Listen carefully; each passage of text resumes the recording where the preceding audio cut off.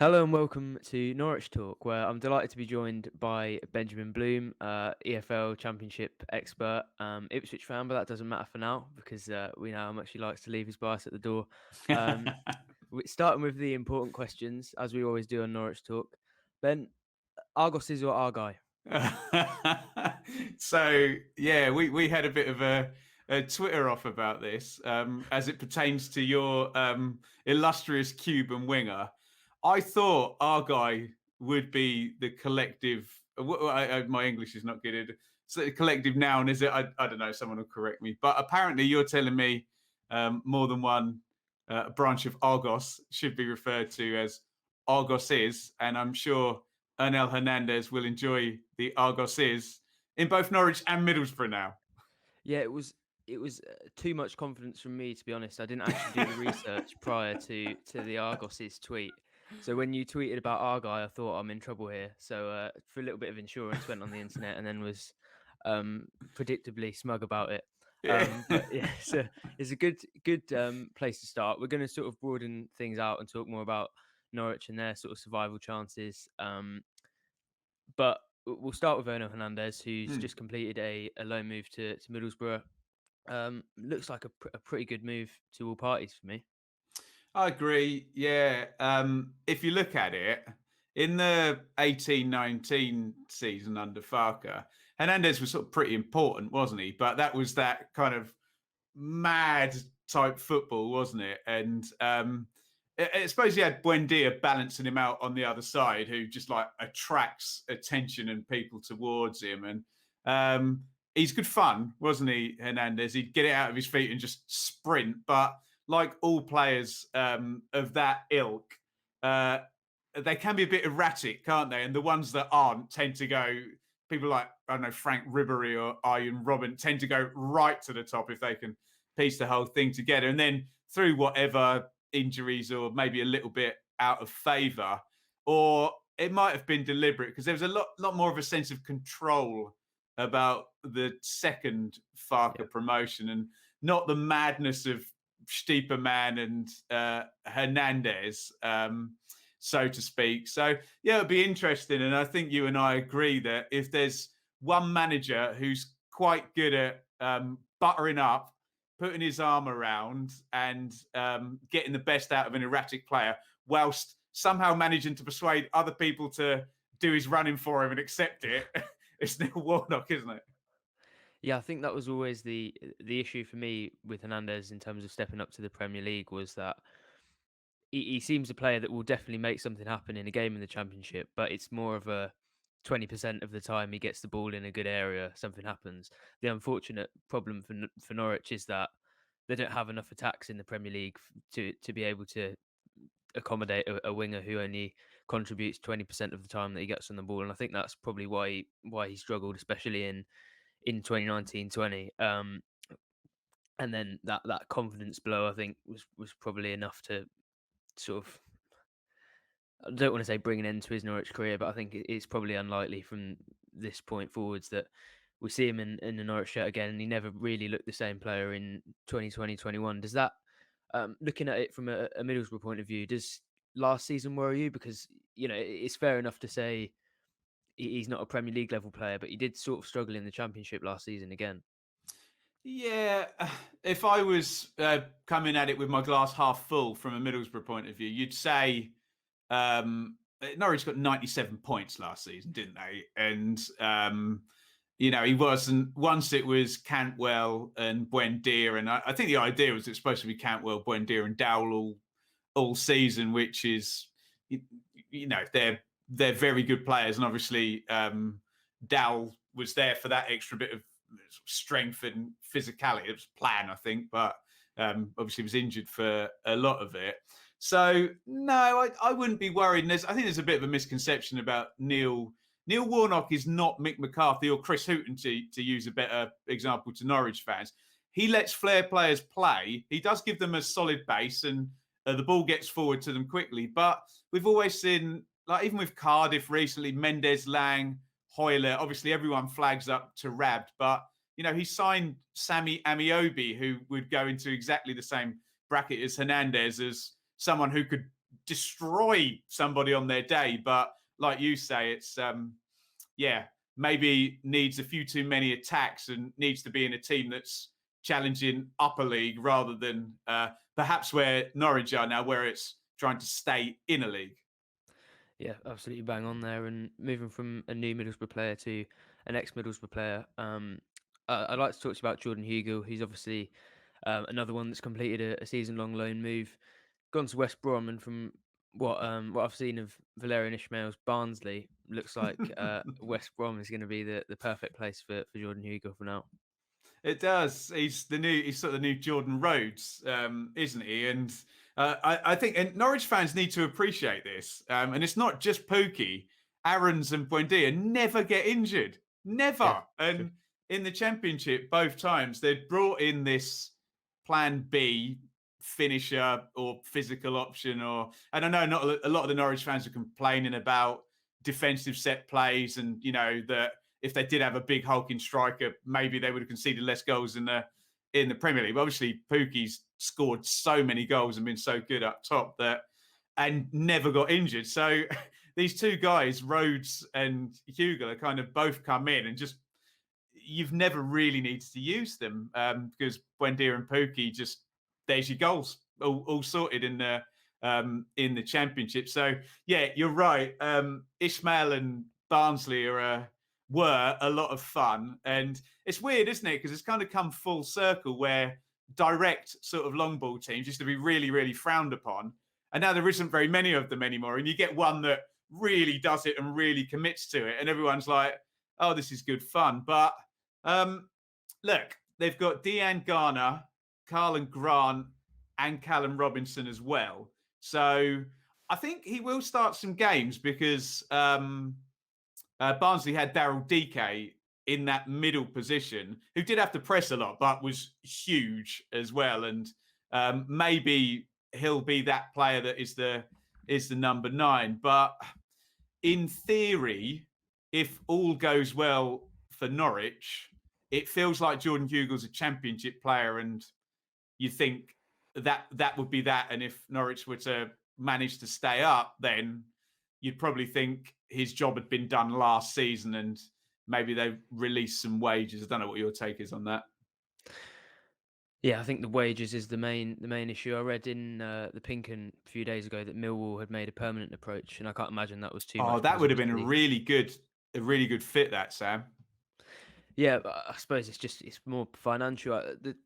The question for me was why they'd let him go on loan when they've had permanent offers, and you obviously understand that. I obviously understand that if the permanent offer comes in and it's nowhere near their valuation, they're not going to be super keen to let him go. But you look at the amounts of money they're able to spend now this summer, and they again haven't spent beyond their means, and they probably won't end up spending. They probably won't be in the upper echelons of what teams have spent in the Premier League, but they have spent quite a substantial amount, and you just wonder how much could they have recouped for Hugo if it was a permanent deal.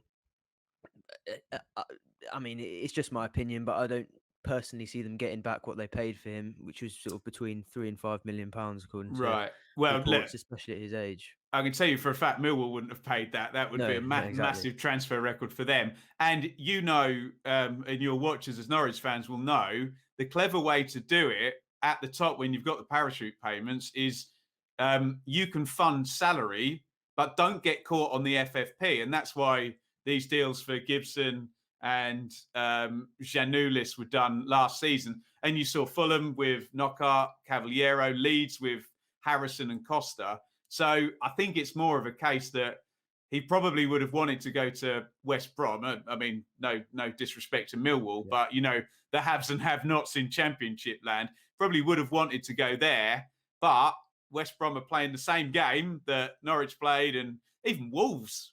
They Yeah. loaned players with options to buy, didn't they? So it's probably more a case of what the buyer wanted than what the seller wanted. But I'm sure we'll come on to it.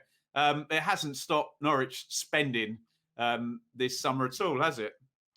No, that's absolutely true. And I'll just ask you one more question on Jordan Hugo before we move on to that, massive spend for Norwich City. Do you see a situation at all where, and we're obviously all hoping that Norwich manage to stay in the Premier League.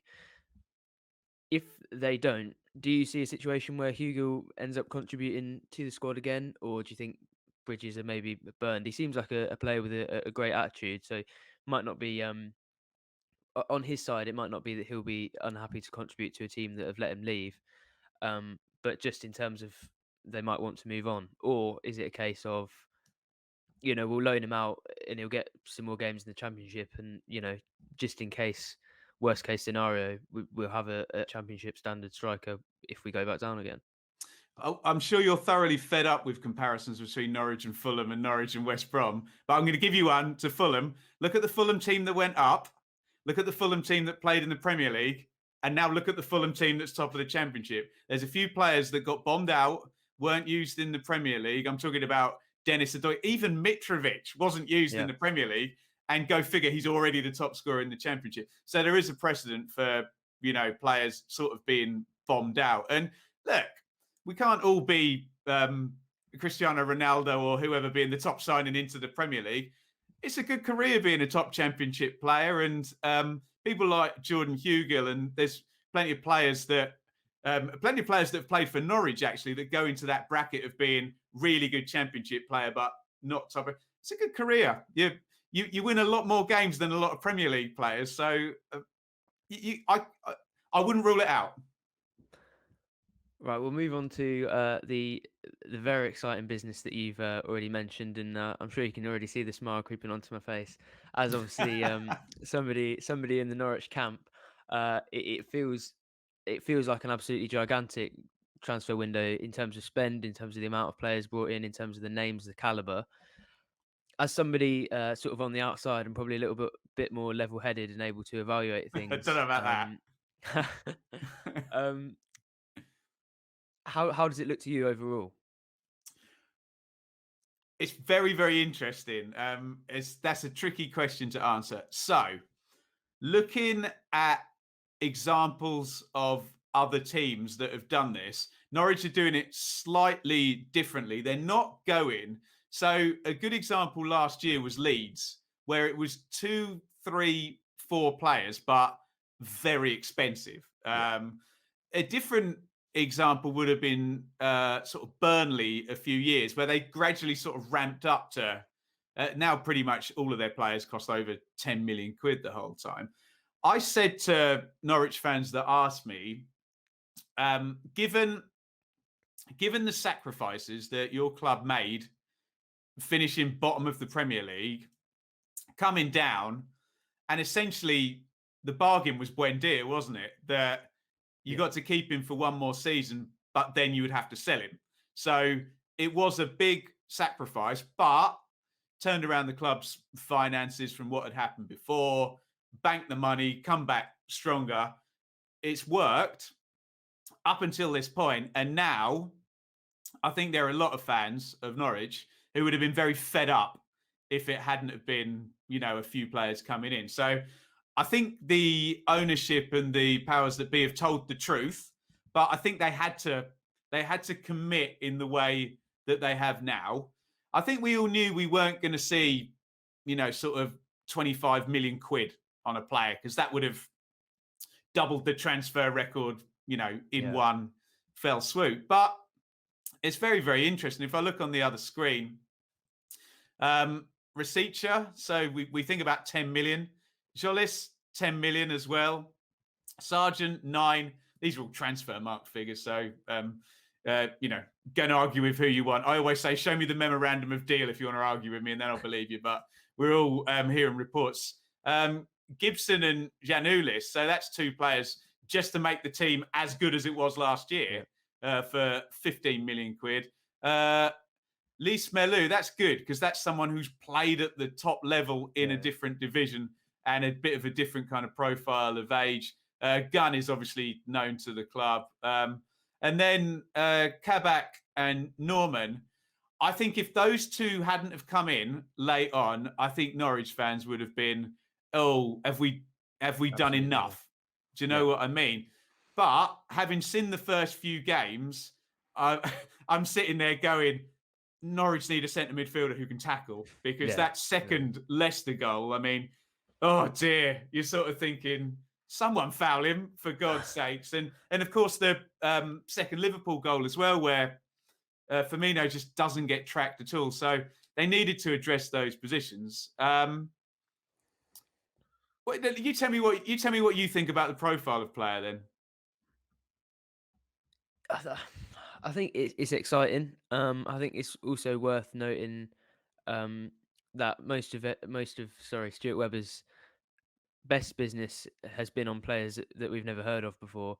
You know, you look at players like, say, Andre Duda, who just completely did not work out in 2019-20, and Patrick Roberts. And I'm not saying, you know, these are they're obviously better players than those two were at the respective times in their career that they went to Norwich. But I just think it's probably good to remember that big names is not always, you know, doesn't always guarantee success. And I think we're in a world at the moment where a lot of opinions on new signings are created on FIFA ratings. Yeah, And I'm not, right. I'm very pleased with the signings, but I'm maybe more cautious in terms of wanting to see them on the pitch. You know, especially Norman and Kabak. I've not seen Norman play ever before. Kabak I have, but you know, only in a terrible Schalke team and a Liverpool team that most of the time were lacking a centre back, and the rest of the time he had Nat Phillips alongside him. So um, I'm just keen to see them on the pitch in a Norwich shirt, because you know the recruitment team's job isn't to go out and find players with big names or players that are bargains or players that look good. The point is to sign the players who are going to do best in a Norwich shirt. Mm. And I completely acknowledge their incredible ability to do so up to this point. But I think, in a way, people almost need to forget the names and remember that very few knew what Emi Wendia was about. Very few knew what Temi Pukki was about when he first got into the team. And I think the evidence needs to be on the pitch before we totally assume everything. Stuart Webber's talent and what he's shown before is what is making me feel optimistic about a signing like Norman, who is appears to be quite a high caliber and obviously high transfer fee. But for somebody that we've never seen play, you know, I'm mainly basing my optimism off Stuart Webber and the recruitment team's clear talent that they've shown in the past. So yeah, sorry, that's absolutely major sitting on the fence from me. No, no, no. Um, Can I come back on a couple of points, because it's yeah, of fascinating some course. of the Yeah, things you said. So if I was really playing devil's advocate, um, you would say, I mean, I totally agree. The best business has been players that we've never heard of. But the argument then back, if I was concerned, would be that's worked in the Championship, but it's yet to be established as to whether that's going to work in the Premier League. yeah, Obviously, there's a far bigger chance of it working this time around because the spend has been sort of far greater. I did agree with that. It sounded a bit basic and simple when you'd hear Norwich fans last time around saying, "Oh, they lack physicality and they lack experience." So, what I would say on the names is sometimes that is what you need.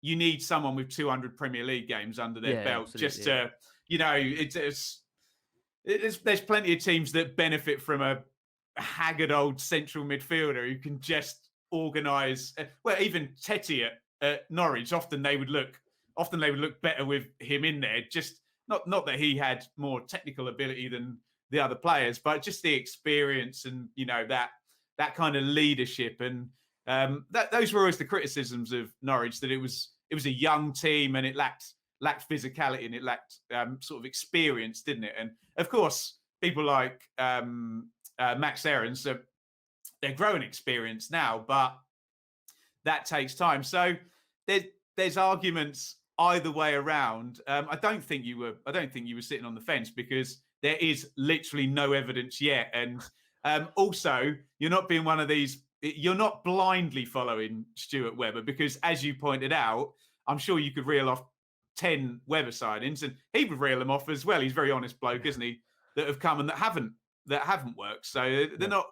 they're not all Buendia, Pookie, and Krull, are they? But it's interesting what I was alluding to with the profile of players, the age. You know, Rasica is 25, Jollis is 19, Sargent is 21. So I was pleased for your guys' point of view to see Lee Smelu, where you Yeah, do yeah. get a 28-year-old who's played League for, because you're kind of looking around the team, and other than Krull, you're like, there's still a bit of a lack of experience there. Yeah, absolutely, and I think that's almost the defensive midfield profile is people, experience is what tells you when you need to foul somebody and when you need to take a yellow card a lot of the Yeah, time. And Oliver Skip seems to have that ability. Fortunately for him, he is probably the best tackler in world football. So he and he's top. very He's top of rarely the league in the get first that. team at Tottenham, Well, isn't he? exactly. So there you go. That shows you exactly how much it costs to sign a player that knows how to do those types of things without too much experience. Norman hasn't played too many games, so it will be interesting to see how he fares in that role. But like you He said, looks fun though, doesn't he? He looks a bit of a character, doesn't he? I like players with personality and charisma. yeah, he does. I think although I admitted there's very few Norwich fans that have seen a lot of him play. I think the Instagram has given a lot for for people to Right. get excited about. That's my reference point. It will be interesting. Because Norwich haven't really, and I'm not saying, I'm not presuming by the fact that the guy has an Instagram account and that he's got a lot of tattoos and coloured hair, that he's going to be a big character. But you see the amount of sort of the big names coming in, and they've played for a lot of them have played for much bigger clubs than Norwich, and it will be interesting, I think, to see how Daniel Farker manages that, because he hasn't really had to manage any sort of egos before. Well, And the Portuguese well, Nelson Oliveira, he Oliveira, just yeah. kicked him to the curb Yeah, straight away, exactly. didn't he? Yeah. So how do you see that playing out with this sort of the higher profile of the squad now that the signings have been brought in? I mean, I'm just reflecting on what you said there. Madison was a huge personality, and so was Yeah. Buendia, wasn't he? And Buendia was indulged up to a point, but I remember him that big D-Day against Bournemouth, Oh and I yeah. remember, I can't do it. I'm sure you can do a better Daniel Farker impression than me, but unbelievably unprofessional red card, and he did, so Yeah. he's not he's not going to take it from. I don't think you've got that to worry about. I think he'll get shoved out pretty quickly if he's not matching the personality profile. That's something they've done quite well, haven't they? Since because I think prior to that, I think there were some very big characters. Yeah. Russ Martins and Cameron Jerome's and Wes Houlihan's and John Ruddy's, etc., who would, you want it that way, but would run the dressing room. And I, I, Yeah. I don't think that's perhaps the way there anymore. But regardless of what we know and what our reference points are, it's night and day from the what's the quote? Going to war without a Without a gun, gun yeah. last time around, isn't it? Now people have had a lot of fun with puns around that area, given Angus has now been signed. Um, I wanted to get your take on something that I noticed the last time Norwich went up, and you mentioned Stiepermann earlier, and I thought he was the perfect Mm, example. In a lot of promoted teams, almost every one, I'd say, there tends to be, it's not always the star player, but there tends to be a player that was key, started most weeks in the Championship, that then gets to the Premier League, and for whatever reason it just doesn't work out. And Norwich unfortunately had a few. Stiepermann, we already talked about Hernandez. Don't think the Premier League really suited Vrancic too much. Um, who would you say that looks like it could be for Norwich this season? I have to say I'm already worried about Kieran Dowell, who I really rate as a mm. player, but doesn't seem to be getting too close to the team after the summer signings. God, that's a good question. I think, given I'm just trying to go through the team last season. So Krull, fine. Aaron's fine. Gibson, Hanley, unless he goes to a back three, one of those, if this Kabak lad is going to play, one of those may miss out. May be a bit of a full. Is Hanley the captain? Yeah, he's come Yeah. in for a So lot of stick from the Norwich fan base though, start of the season. really Yeah, interesting. I think Um, it's a bit, people need to consider he didn't have a pre-season, and he's playing no, against three of the top teams in the Premier League. But not no, fun. Yeah. that's yeah, a good shout, handing Gibson. McLean does all right, doesn't he, in the Premier League? But again, might be when you consider there's Gilmore and Lee Smelu and Norman now have come in those areas. And I suppose the elephant in the room is Teemu Pukki, who's brilliant at championship level, but they've just spent 9 million quid on Yep. what is he, 21, a 21-year-old forward, and Farker only ever plays one striker. So, there might be, you have to see that at football teams, don't you, in football clubs. The teams evolve, and there's this kind of 3-year rule, isn't there, that teams sort of recycle and don't tend to last more than three years. So, yeah, given the amount of players coming in, there's certain ones that are untouchable, aren't they? Cantwell will play. Aarons will play. From last, Skip was untouchable last season, but he's not yours anymore. Actually, as I count them out, it's probably only 4 that are really nailed on, guaranteed, isn't it? Yeah, I think that's another thing maybe people need to consider after the poor start, is that a big squad turnover isn't always indicative of it, or it doesn't always cause it a good start. It often causes quite a bad start. And you look at last Ask season Ipswich for Norwich. fans. Well, yeah, there you go. I actually, it's almost been a sort of a running joke in my own head is, oh, they've signed 16 players and they're still Another 21st in League One, 2 more 17, 18. today. Yeah, Ridiculous. is it up to 19 now? Is it, or No, sorry, is that including 18. No, they got rid of 26. Anyway, this is a Norwich podcast. My apologies. No, it's absolutely fine. I'm sure after the opening results in the Premier League, Norwich fans are getting quite a lot of relief out of how Ipswich are getting on. Small Um, mercies, eh? yeah, we'll broaden things out beyond sort of transfers, and I suppose just I'll start off by asking for your general thoughts on how Norwich will get on this season, and then hopefully zero in on some of your interesting points. Well, the sensible time to answer that question is after 11 p.m. tonight. And it was always going to be after 11 p.m. tonight, wasn't it? It's a difficult argue on the evidence of what's happened on the pitch so far.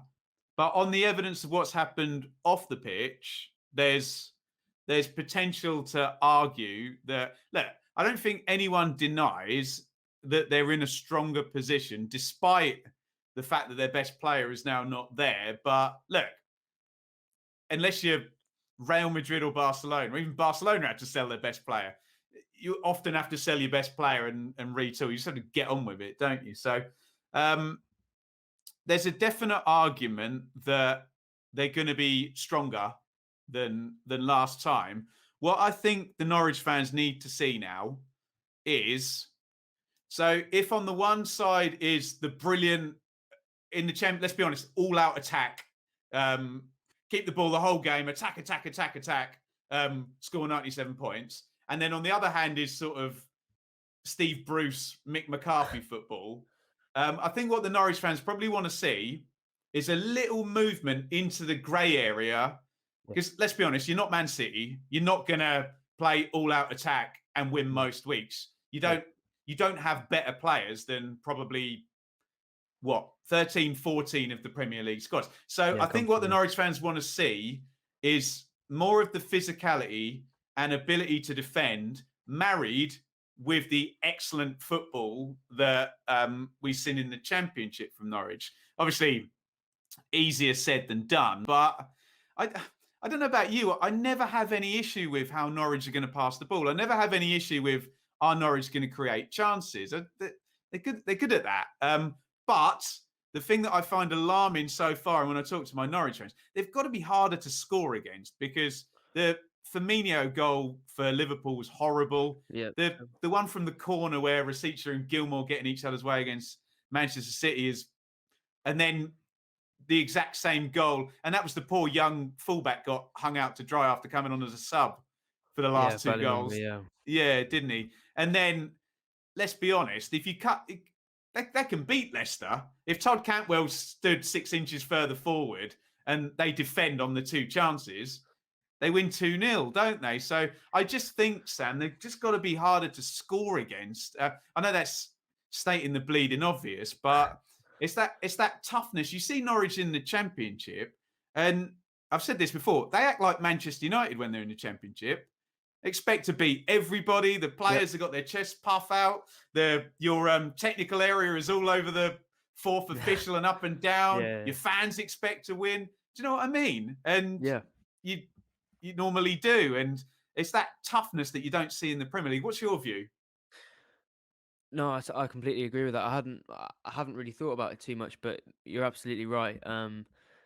From going that mentality, and it was interesting you highlighted sort of the way the technical area behaves towards the fourth They're quite official, naughty sometimes, because actually, well, but yeah, and it's so close there at Carrow Road, isn't it? yeah, and it's exactly that mentality for me. And I'm not necessarily encouraging bad behaviour by any sort of Look, any if football you officials, don't do but it, the other team is going to do it yeah, and beat you. and So it's that difference, and I feel maybe the attitude, and I'm sure this is subconscious. I don't think Norwich are trying to look like they're the underdogs agreed.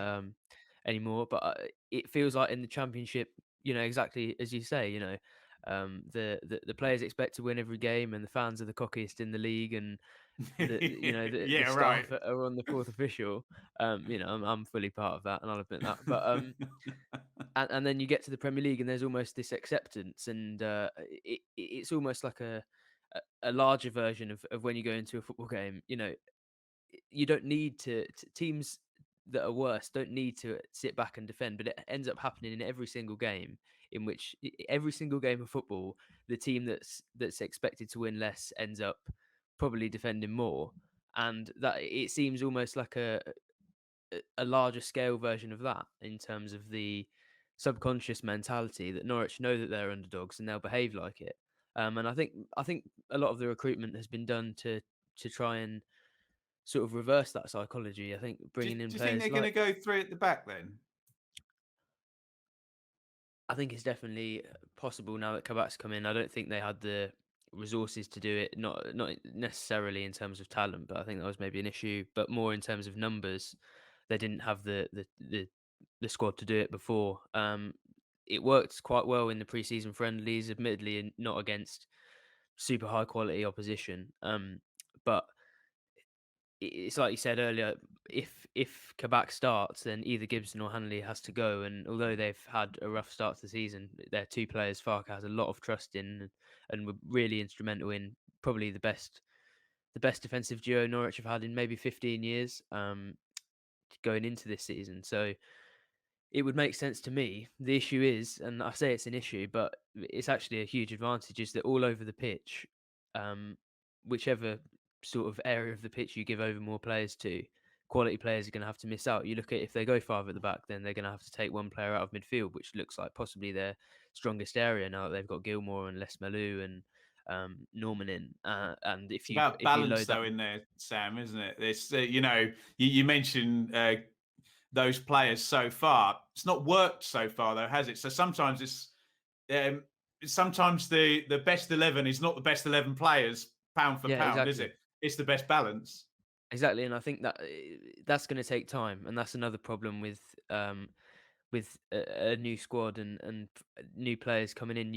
Farker isn't he's a very very very good football coach, but he's not he's not a magician, and he needs to see the evidence on the pitch that certain players can work with each other just as fans need to as well. So And whatever anybody says, you have been unlucky with the fixtures. That's like yeah, the worst possible outcome from the.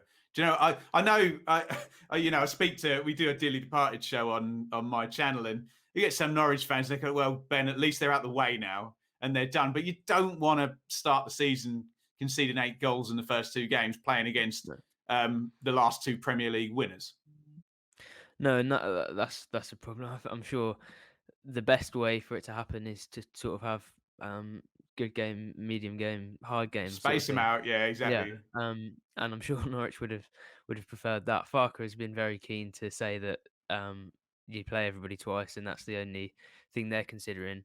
But Yeah, yeah, but he knows that there's a geography to it, and it's about getting on runs. And you do play everybody twice, but you want to be on a run of good games when you're in a run of good form with fit players. And so I never. And he's super smart, Farker. So I think he might be in a bit of cognitive dissonance there, just to just to kind of calm everybody down. But he knows what he's doing. I'll just get your take on something that I've just got a notification about, What's and happened now? this will be sort of relatively old news by the time this. Well, I say relatively old news, probably be a few hours or a day old by the time this goes out. Tim Closer has left Norwich City after a mutual agreement was reached to um, cancel his contract, and it's a player I'm sure you don't have fantastic memories of. We've spoken about that particular match before, but as a player, I'm sure you've seen a lot play in the Championship. Sort of quite a sad day for Norwich City and Tim Closer, even if he wasn't going to You see the play a previous significant part transfer of the record season. as well. I think according to transfer marks, he was Right. as you outlined earlier, maybe Yeah. transfer fees aren't quite as clear cut as people like to see in terms of various figures being reported, but he was definitely up there and has provided quite a lot of good service for Norwich. I was surprised he's still under contract, to be honest. He must have signed a whacking long contract fairly recently. Yeah, I think he was involved in the sort of contract bonanza that they went on after the 2019 promotion. So he got 3 Right. years then. Okay. So he would have had a year left, I think. Yeah, that would make sense. Good luck to him. Where's he gone? He's just they've cancelled his contract, mutual agreement, I think. And what he's Swiss, isn't he? So he'll Yeah, probably probably he Switzerland, Germany, or something. Yeah. spent last season at Basel back in Switzerland, and they Oh, didn't okay. exercise a permanent option. So might well be that he enjoyed being back in Switzerland, and he might go back there. So proof that something does happen to Norwich City in the on the transfer deadline day. But yeah, I think that's sort of everything covered. I'll try and can I get a prediction out of you for league table finish right now? Oh God. The weird thing is, you almost need to know what the other teams, what the state of play is going to be. Because if you're a Norwich fan, Watford fan, Brentford fan, let's be honest, you've all got the same expectation. Yeah, You want to be fourth bottom, and yeah, just move on. So you've got your eyes on Newcastle and Bruce, and hoping there's some chaos there and the strikers get hurt. Obviously, we don't hope anyone gets hurt, but you would think Newcastle with Wilson and Saint Maximan might get 38 points. And then you think Burnley, and everyone expects each season, just take one unlucky season and you're out. Do you know what I mean? Southampton possibly had sold. So what you're trying to do is, and this feels very unfair on the three promoted teams, but there are situations where it doesn't matter what the promoted teams do, because these other teams have banked 100 million quid yeah. TV money and have got squads way better. You're looking for one of them to completely fail. is what I'm saying, and then let's be honest. At least one of the promoted teams will go down: Norwich, Brentford, or Watford. You can't Probably. see three established Premier League teams sort of dropping down. So, look, they're in a much better state. If they can do as I was suggesting, which is obviously easier said than done, go figure and move into that grey area. And he's shown himself to be versatile. He seemed so wedded to the 4-2-3-1, and he's already changed the system for this season now Yeah, that Buendia is gone. They can stay up. They can stay up if they're clear of injuries and the signings bed in. And one of those teams we've mentioned, and that is an important distinction, because an average season from an established Premier League team normally beats a good season from a promoted team, unless you get a Leeds or a Sheffield United, which is ninth or yeah. something crazy like that. Or what about an Ipswich in 2000 and a fifth place finish? A ridiculous one, but it's not normally like that, is it? So they can do it with a fair wind. Is what I would say. I think a lot of good would come from them doing it. And there's obviously problems with the system, and Norwich and Fulham and West Brom we've mentioned. And I think people want to see a bit more of a how can I say this without upsetting everybody? A bit more of a a 2, 3, 4, 5 seasons up for teams when they go up and Yeah. they're not beat before they've started. And that's not Norwich's fault, by the way. That's No. the system that we work under and the ridiculous cliffs between Champions League and everybody else, and then everybody else and promoted teams, and then parachute teams and non-parachute teams, and teams with owners and teams without, and ones that there's just they're Yeah. all over the place, aren't Yeah. they? So I'll say with a fair wind, they can do it. They can, and I think, as I say, some good would come out from them doing it. What say you? I absolutely agree. I think they can do it with a fair wind is almost word for word what I'd say on it. To be honest, I said at the start of the season. I'm not sure if this was in public or in the Norwich Talk group chat, but I said between 16th and 18th. I think at this stage of the season, it's too early to maybe be predicting at one specific place, but I think it's going to be extremely close. And but if things fall their way, which they don't usually tend to in the Premier League for Norwich City, but if that can happen for once, then I think they'll be fine. And let's If see, not, it's Sam, going to be tough. how hard to score Norwich are, and this is almost the decisive factor.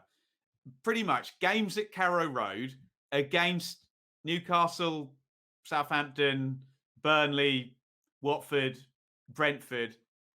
Can Norwich be hard to score against? And then can they win those games? Because let's be honest, 9 wins, 27 points, add on 8 draws is 35. And if you get 3 or 4 teams at the top that beat everybody, Man City, Liverpool, Manchester United, we know who they are. That number at the bottom is below a point per game. Often you stay up with 37 points, 36 Yep. points. It's you know 10 wins and some draws. It's well, like Chris Wilder said, it's being able to go 4 or 5 games knowing you're only going to get 1 point, but then getting in there and beating Burnley and beating whoever. And it doesn't matter if you beat Manchester City if you lose 10 in a row at the end of the season, Yeah. does it? No, that's absolutely true, and that's the issue for Norwich, and it has been for a long while. So hopefully their fortunes can change this season. I think if they do, they really do stand a very good chance of staying up. But as always, it does count on probably luck and a little bit of fortune and a little bit of experience and cleverness probably being added as well. And hopefully Agreed. the a few of the new signings can add to that. It's And been a and you pleasure. know Go. that Burnley and Newcastle have got that, don't you? Exactly, they have it in. In It's almost their spades. top quality. Yeah, you know. You're totally right. It is their top quality. They don't have the technical ability or the pattern of play that Norwich do, but they've got 10 players full of what you just said. Yeah. Right. I won't keep you for any longer. I know you're a busy man and No, transfer deadline day. So while at Norwich, I'm sure in Norwich it's probably it's probably easy for us to overlook how busy others are. We tend to enjoy it with our feet up. I'm sure you've got something going. Is there anything on your channel I, tonight d- or anything? I don't know. I'd planned to, as you know from earlier, when I completely missed our appointment. I've got a 3-week-old child, which is wonderful. But days tend to get away from you. So I had a vague plan that I would do something live tonight, but to be honest, I might just wait till 11 p.m., get all my ducks in a row, and get something out early tomorrow morning. But Benjamin Bloom Football Channel, and for Norwich fans, there's a show specifically we do, which is Dearly Departed, where we look at the teams that have been promoted out of the Championship. So we've got 5 that we're looking at this season: Leeds, Villa, Norwich, Watford, and Brentford. So I can't offer you the insight or the knowledge, the knowledge that someone like Sam can, but I can offer you a balanced view, and I can offer you the perception from the outside. And I would feed back that often football fans, not just Norwich, don't observe they don't step outside of the bubble, and sometimes it's worthwhile doing. And that's not a dig at Norwich fans. That's every fan base in the world. No, that's absolutely true. Imagine that you can get all the benefits of being promoted to the Premier League without even losing out on the Benjamin Bloom YouTube channel. There you All go. right. Thanks for joining me, Ben. You're very welcome.